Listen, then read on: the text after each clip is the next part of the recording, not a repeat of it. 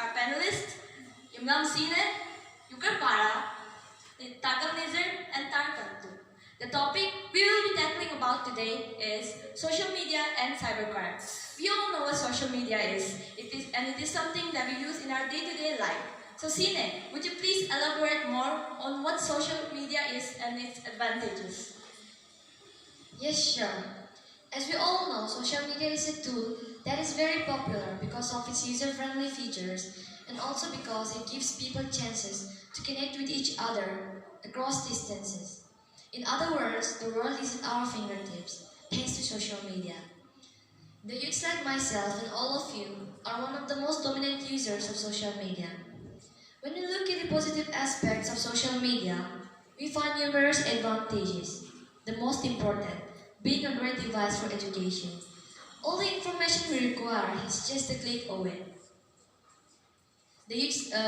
Students can educate themselves on various topics.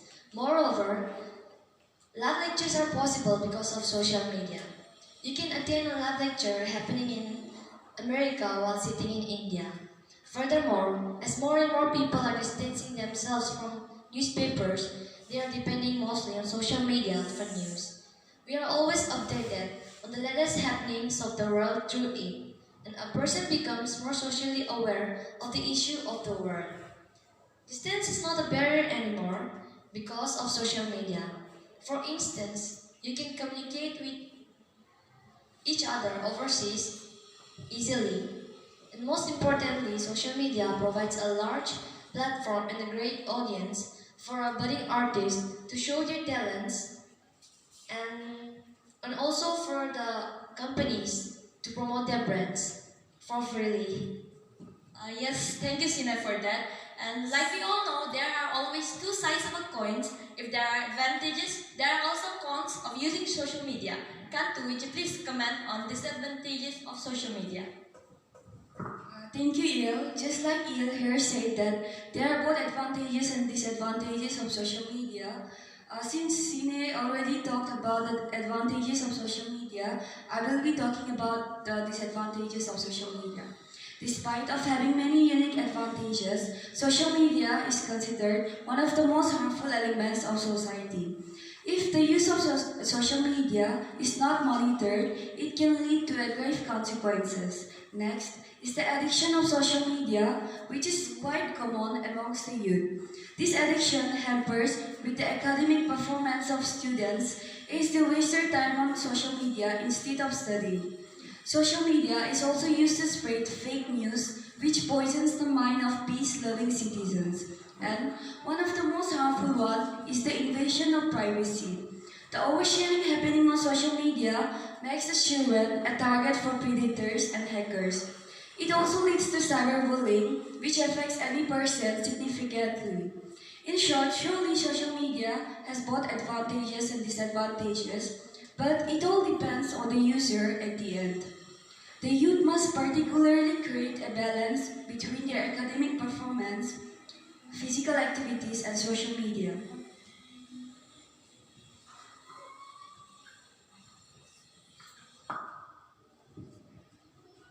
So what you're saying here is that it's upon the users themselves to create a balance.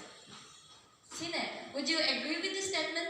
Yes, of course, I do agree with this statement because excess use of anything is harmful and the same thing applies for social media.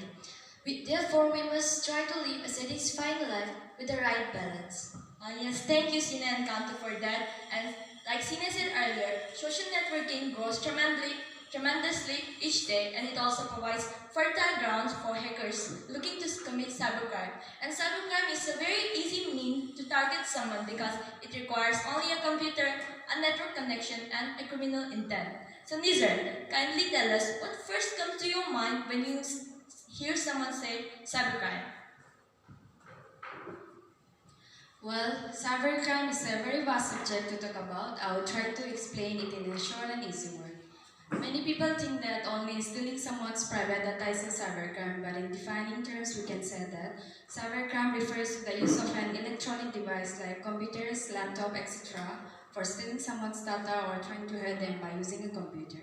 Besides, it is an illegal activity that involves a series of issues ranging from theft to using your system of IP address as a tool for committing a crime. Speaking in a broad way, we can say that cybercrime are categorized into four major types. These are financial, privacy, hacking, and cyber terrorism. In short, we can say in financial crime, there's still money of users, likewise there's still data of companies which can lead to financial crisis.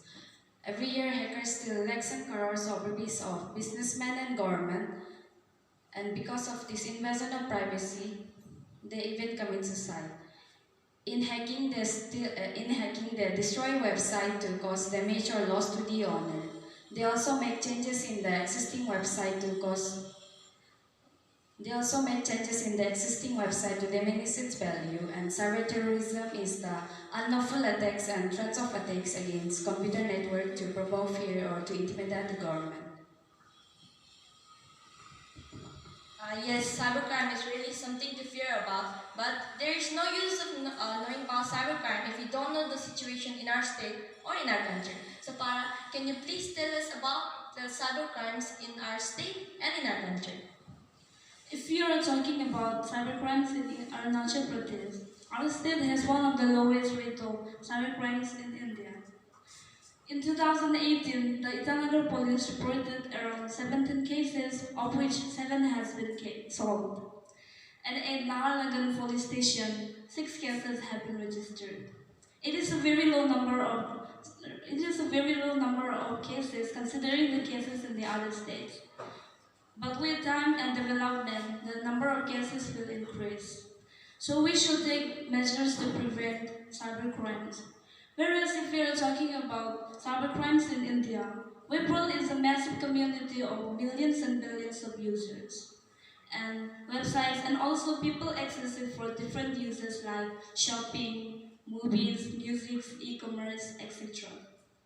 Because of the fast-paced growth of technology and easy access to the internet, the rate of crime in India has increased very much.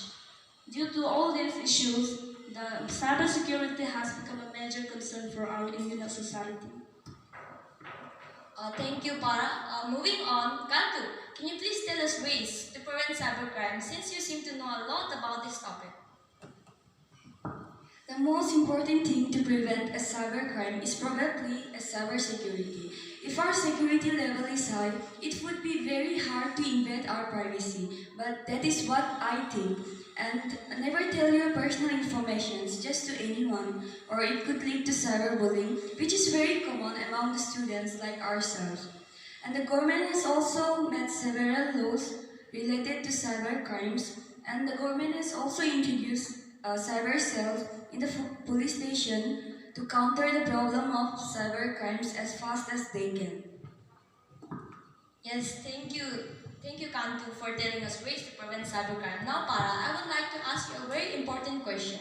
Do you think with time and technology, there will come a time when there will be no cases of cybercrime? Yes, I certainly do believe that because anything is possible, and with time and technology, there will come a time. I would disagree with that statement Can you please tell us why?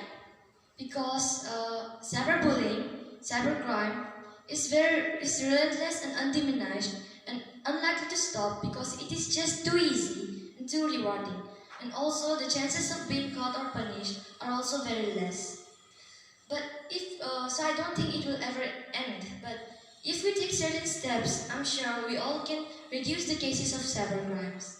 Yes, I also do believe that if we work together, there will come a time when there will be very limited cases of cybercrimes.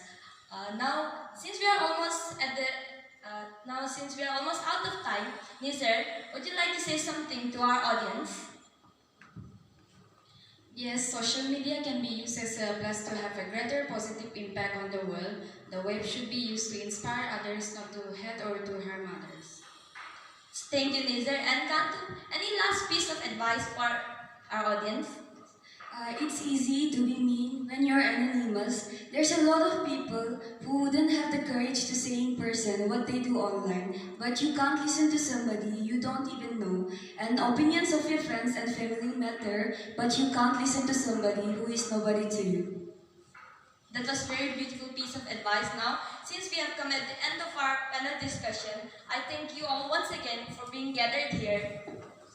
And I would hope that you learned a few things from this panel discussion. And I would like to say again, thank you.